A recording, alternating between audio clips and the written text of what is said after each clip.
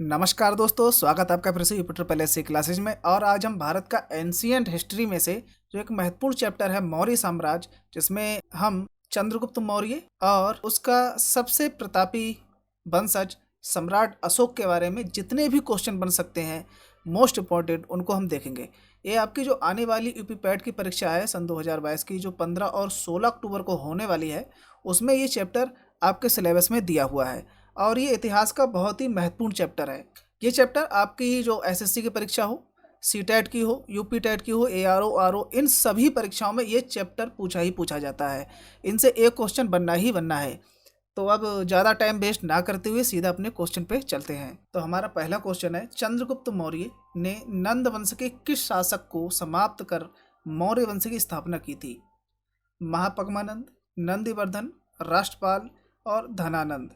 तो आप ये कहानी तो सुने ही होंगे कि चाणक्य नाम का एक शिक्षक था जिसको धनानंद ने अपनी राज्यसभा से जलील करके निकाल दिया था। तब उसने कसम खाई थी कि जब तक वो धनानंद को गद्दी से हटा नहीं देता और दूसरा राजा बना नहीं देता तब तक वो अपनी चोटी नहीं बांधेगा। तो ये वही वाला धनानंद है। तो right option option D, Dhanananda.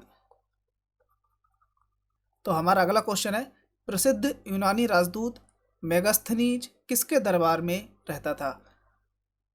Chandragupta Maurya के दरबार में, अशोक के दरबार में, बिंदुसार, दशरथ।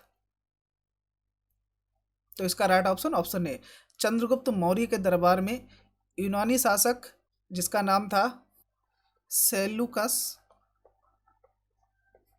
निकेटर, एक यूनानी राजा था, उसका ये राजदूत था मेगास्थनीज। और ये मेगास्थनीज रहता था चंद्रगुप्त मौर्य के दरबार में। तो right option option A, Chandragupta Maurya. Next question, Kautilya की विश्व प्रसिद्ध रचना कौन सी है? नीतिसार, अर्थशास्त्र, मुद्रा राक्षस, इंडिका। तो इसका राइट ऑप्शन है ऑप्शन बी, अर्थशास्त्र। अर्थशास्त्र कौटिल्य यानी कि चाणक्य की विश्व प्रसिद्ध रचना है। इसमें उसने राजतंत्र कैसे चलाया जाए, मंत्रियों को कैसे नियुक्त किया जाए, एक राजा के क्या कार्य होते हैं, ऐसी तमाम बातें इसमें संग्रहित हैं। तो इसका राइट ऑप्शन ऑप्शन बी, अर्थशास्त्र। नेक्स्ट क्वेश्चन है, इंडिका की रचना किसने की? Vishnugupta, Chanakya, Megasthenes, Ptolemy.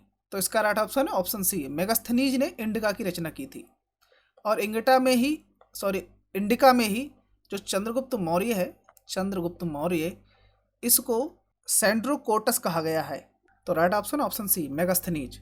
Next question पे चलते हैं, निम्न में से कौन सा कथन असत्य है? हमें गलत कथन चुनना है। कौटिल्य का दूसरा नाम विष्णुगुप्त या चाणक्य था। चंद्रगुप्त ने सौराष्ट्र में सुदर्शन झील का निर्माण कराया था।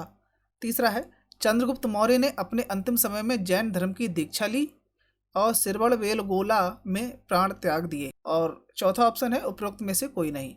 असत्य पूछ रहा है। तो कौटिल्य का दूसरा नाम विष्णुगुप्त या चाणक्य था, ये बिल्कुल सही है। चंद्रगुप्त ने सौराष्ट्र में सुदर्शन झील का निर्माण कराया था, ये भी बिल्कुल। और चंद्रगुप्त मौर्य ने जैन धर्म से दीक्षा लेकर अपने प्राण त्याग दिए, ये भी ठीक है। और कहाँ त्याग गए थे? सिरवड़ वेलगोला में, ये भी ठीक है। तो इसका राइट ऑप्शन ऑप्शन डी, मतलब इनमें से कोई सा कथन भी गलत नहीं है, सभी कथन सही है। तो right option option D. Next question पर चलते हैं, मौर्य शासक अशोक ने कलिंग पर कब आक्रमण किया था? 269 ईसा पूर्व, 261 ईसा पूर्व, 259 ईसा पूर्व, 251 ईसा पूर्व। तो इसका राइट ऑप्शन है ऑप्शन बी, 261 ईसा पूर्व अशोक ने कलिंग पर आक्रमण किया था। इस युद्ध के बारे में बहुत सी जानकारियां हैं जो हम आगे क्वेश्चन बाय क्वेश्चन देखते हुए चलेंगे। अभी बस आपको इतना देखना है कि कब किया था। तो 261 ईसा पूर्व में किया था कलिंग। कलिंग का अब वर्तमान में उसे क्या कहते हैं? आज का जो ओडिशा है वो सम्राट अशोक के समय कलिंग का क्षेत्र हुआ करता था। तो right option option B, 261।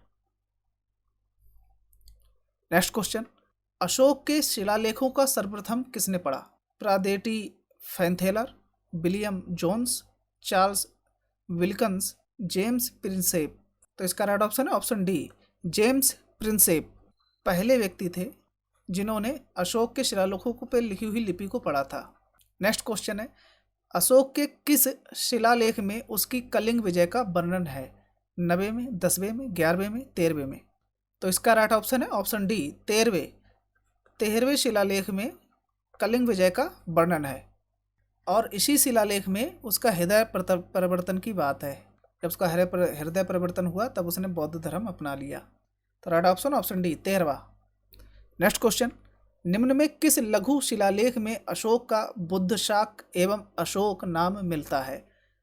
Ahraura, मास्की, एरगुडी, सहसाराम। तो इसका राइट ऑप्शन है ऑप्शन बी मास्की। मास्की आज का यानी कि वर्तमान में कर्नाटक को कहते हैं।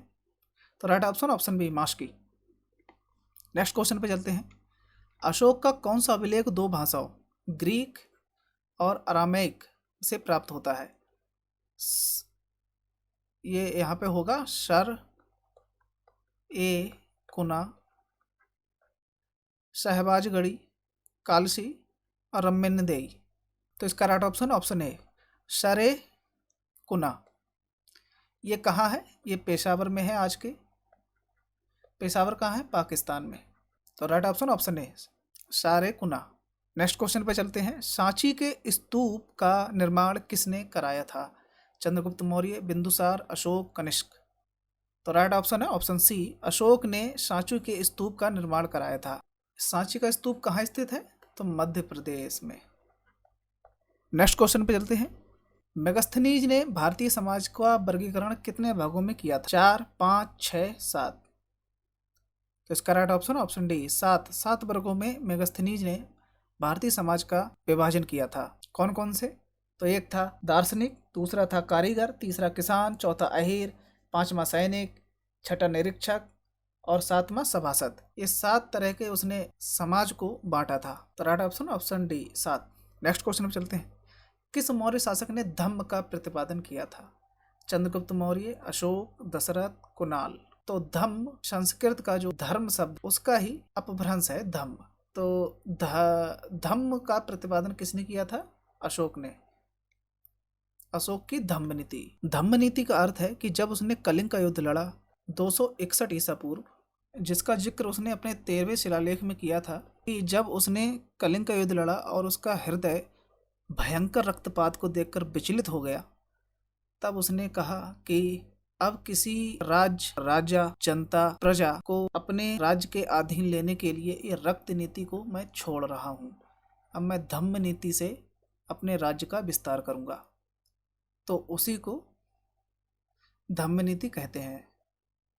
तो right option B Ashoka. Next question पे चलते हैं। निम्नलिखित में से कौन सा कथन असत्य है?